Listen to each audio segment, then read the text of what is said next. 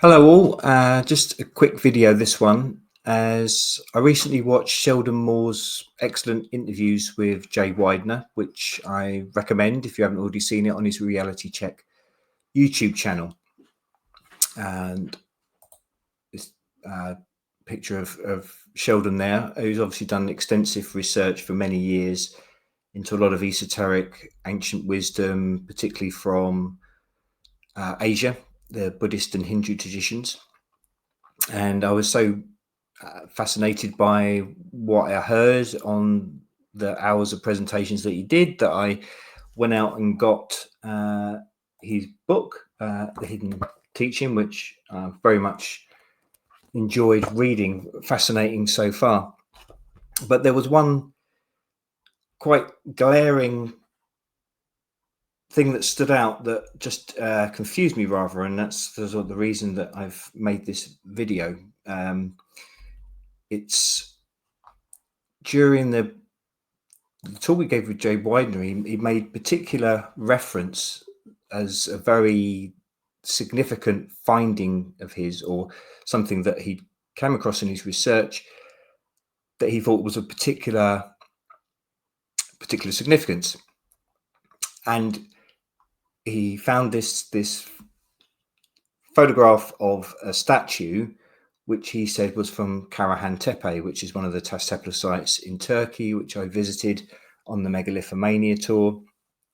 And you will have heard me mention a lot about it. And obviously, extensive research done by Andrew Collins, who I was on the tour with. And yeah, this statue, this figure that's in the statue was described by Sheldon Moore. He termed it as the Buddha of Karahan Tepe, and he felt that this figure was a sage, someone who he saw as an enlightened figure. And he said the sort of the marks coming out of his head like this, the lines were an aura indicating enlightenment. He was probably a Buddha, Sheldon said, maybe the third Buddha. He is really important, leaving a clue what is happening at this site. And he said he believed the megalithic sites around Europe were inspired by Karahan Tepe and the other Taş Tepe sites. Now, I agree. I think it obviously these sites were of massive significance, and so much that came after was influenced by these sites. So definitely I'm not disputing that, but I was rather taken aback by this. I was thinking, because obviously I've been to Karahan Tepe, although admittedly I only saw a small part of it. Not all of it was uncovered at the time, but I hadn't seen any mention of it, certainly in Andrew's books, his extensive research. I haven't heard him or Hugh Newman ever mentioning it. And such a significant statue, such a significant figure, I thought this surely would have been mentioned. And I was going around the internet trying to find this figure on the internet. So I finally did what I should have done from the start and messaged Andrew Collins and just sent him the image from Sheldon's book of this figure. And it's like, do you recognize this? This apparently is from a great figure from the period of Karahan Tepe, which is obviously sort of around 10,000 plus years ago.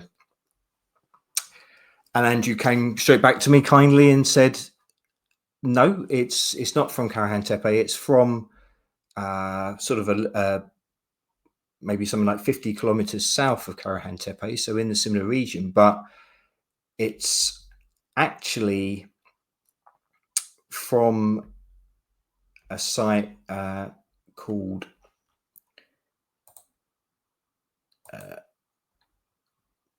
Sumatar. It's spelled some slightly different spellings of it. So this is the distance between Karahan Tepe and there. So maybe about 13 miles. So it's obviously in that region, but significantly, as Andrew pointed out to me, Sumatar is actually around, it was in the time of around the Romans, Sheldon Moore was saying, oh, this figure, this great figure. My apologies. I'm going to go back one. This is from the book the image in the book, The Hidden Teaching, and he was saying, well, this archaeologists say, oh, these were made by hunter-gatherer types, the Karahan Tepe era, and yet you've got this figure, and he looks like he's a nobleman from the Roman times. Well, actually, as Andrew pointed out, this figure, it was around the time of the Romans that this figure was carved. So he's got the location completely wrong. I mean, you can see from the book, there's the reference to it is this one of these huge long internet addresses. So, and it's come from somewhere on Google Maps and some contributor there. So I don't know exactly how this works, but I presume maybe it's a facility where people can upload images onto Google and maybe pin it to a location. Sheldon seems to have come across this, and it doesn't look like he's then cross-referenced it and looked into it and looked into where the image is from and other places, that sort of thing. But he made quite a big sweeping statement about this being such a significant figure from the time of the building of Karahan Tepe, those Tas-Tepler sites, which I say are 10,000 plus years ago. And he's saying how significant it was that a figure like this was constructed. There was a figure like this in existence at that time, but clearly it wasn't from that time, and this was actually from a much later period. So it's just that I wanted to do a video not to say, haha, you got it wrong, Sheldon Moore, because like I say, I think he's done fascinating pieces of research. And obviously he's incredibly knowledgeable, done decades of research, particularly maybe into these Buddhist and Hindu teachings. But it was just that I think it was so important that it's just a lesson, really, I think, to us all. And when I'm researching my book, it's something I need to bear in mind, that you get things verified. And obviously, if you can do things firsthand and see things yourself, that's the best way. But obviously, we can't all do that. We can't all go to different places around the world, but try and at least get verification from different multiple sources of where something it's from. And the trouble is, I mean, Sheldon made a comment sort of jokingly that, archaeologists would probably dismiss this image and say, oh, these like rays are coming out of his head are just because it was some fashionable thing to wear seashells on your head. Ha ha. But I know what he means, and we can all sympathize with that, in that there's so much where these established archaeologists, academics, dismiss a lot of independent researchers' very good work in uncovering different levels, different bits of information about ancient sites, which the conventional archaeologists have missed, or they want suppressed, or they don't really see that. That's a different side of things, which I think it's important that independent researchers point out, especially those that do have an understanding and do have an appreciation of the more esoteric spiritual sides, things like that, things that the mainstream, which goes down this material sense of things, which will just completely dismiss things that seem to be outside that paradigm.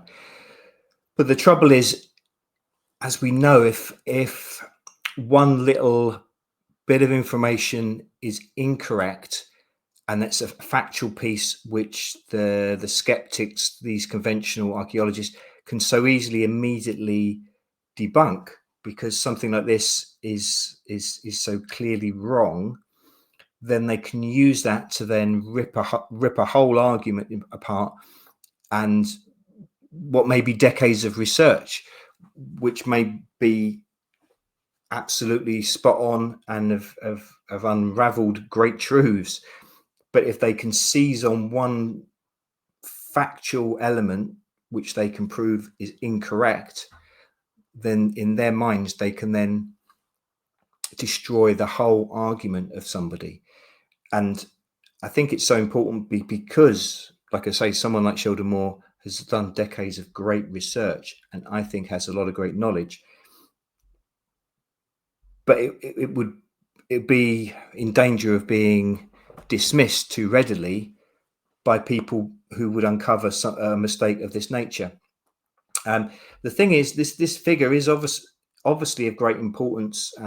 Andrew was saying it's thought to be the Assyrian sun god Shamash, which hence the rays depicted in the statue coming out of his head. So now this is Sabian in origin. Now this Soğmatar site is where this statue actually is. As I say, it's obviously in the region, so not too far from Karahan Tepe.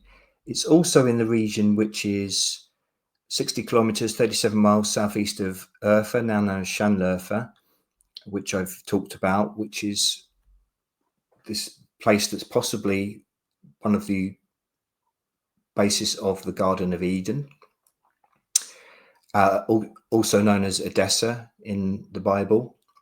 So it's in this incredible region that I've talked about before, which is like an originary place of so many beginnings. Now this Soğmatar site is also in proximity, about 40 kilometers, 25 miles northeast of Haran, which is also somewhere that I've mentioned. And Andrew Collins goes into great detail in his books. There's also a great article that Andrew wrote about his first time in this region when he first visited Göbekli Tepe. This was many years ago, so it was nothing like unraveled to the extent now, and Karahan Tepe. But also Haran was the place that he was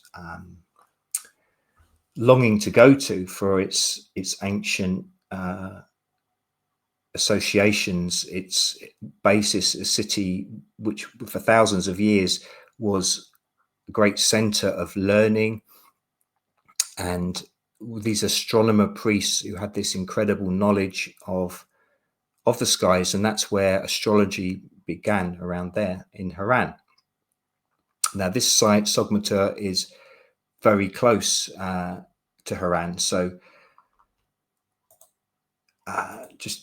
this is just again, this is in Haran, in that region, and this is the tower, the astronomical tower. So quite likely, obviously, it's been damaged. There's been some efforts to restore it, but this was probably used by these astronomer priests in their observations of the sky. And as Andrew says, as other people have said as well, that they believe it to be the model for the tower in the tarot deck. So again, it's got all these incredible beginnings of esoteric and ancient knowledge. So Soğmatar is very close to that, and it's interesting when Andrew, in his article, which you can get on his website, andrewcollins.com, I really recommend you look at. There's so many great articles on there. But this first time when he went to Haran, he was actually, he had been told about this place where there was these 7 temples dedicated to the 7 visible planets, in inverted commas, at the time. And he thought that was at Haran itself, but then was told, no, it's in this place, which is actually some miles away. But he did eventually get to go there as well. So that's Soğmatar. So this is an incredibly important place, and this is the place where that statue of Shamash, which Sheldon Moore thought was the Buddha of Karahan Tepe, that's actually where it's located. So it is still an incredibly important site, but it's not Karahan Tepe, and it's thousands of years later, but it's still an ancient site, and it had these 7 temples which are now ruins. It's quite a desolate place, but dedicated to the 7 visible planets, as they called it, but it was actually including the sun and the moon, and then Mercury, Venus, Mars, and then Jupiter and Saturn. So all these origins of things around this area. Abraham also lived for many years in Haran, and obviously he then became the precursor to all these Abrahamic religions. Andrew Collins has mentioned a lot in his research, which seems to make a lot of sense to me because of the closeness in geographical area, that these astronomer priests were probably, their knowledge descended from the builders of Göbekli Tepe, Karahan Tepe, these amazing sites. We're only just now finding out about that. They were thousands of years before, but the people, as it was close geographical proximity, would have been the descendants of the builders of these Neolithic sites. So the wisdom that the knowledge of the alignments, things like that are being uncovered at these sites like Karahan Tepe, do very much relate to Haran and to Soğmatar. So there is undoubtedly a connection between that and this incredible statue and this place, Soğmatar. But it's important to know the specifics in this case, because it is part of one whole continuum, but it is very important to know the exact the timeline of how these things happened, and that is in itself fascinating, and it's an area of great research. Now, as I say, I think Sheldon Moore has a lot of things spot on, or at least things which I think are very worthy of further exploration and further research. Now, I mean, the importance here, where it's Shamash, which is, say, is a sun god, that we know that there's been various other sun gods that going into Europe, the culture like following this around Apollo and Sol Invictus in the Roman times, Mithras. So there's undoubtedly a lot of importance there. Now, Sheldon Moore, I think, makes a lot of sense when he talks about how he feels the Neolithic sites, as we know, sites like Stonehenge, so many of these sites have alignments with the sun and the moon, and they can measure eclipses, when eclipses are going to occur. And one of the things in Sheldon Moore's book, he believes that a lot of these ancient teachings are showing that by doing meditation, by doing certain practices at the time of eclipses, you can get an increase in consciousness. And this is probably something to do maybe with, I don't know, with plasma energy, something like that. Something to do with the cosmic alignments and how they can affect your people's consciousness. But on a much wider time scale, he posits the idea, again from a lot of these sort of ancient sort of Vedic texts and that kind of thing, that there are these great cycles, and that they are aligned with where our solar system, our sun, when it's in a sort of orbit and comes closer to a twin star, a star in another system. But as we are on sort of a big orbit and they come in closer proximity to another star, that will increase, I suppose, plasma energy, that sort of thing. And that is why we have these great cycles that a lot of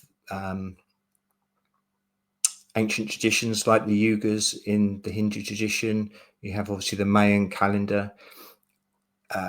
They talk about these different ages, and you have Satya, which is like, if you like, the golden age where everything is in this heightened level of consciousness, and has often been talked about. Kali was this dark age, which is what the age that we have thankfully come out of now, or we're just coming into Dwapara.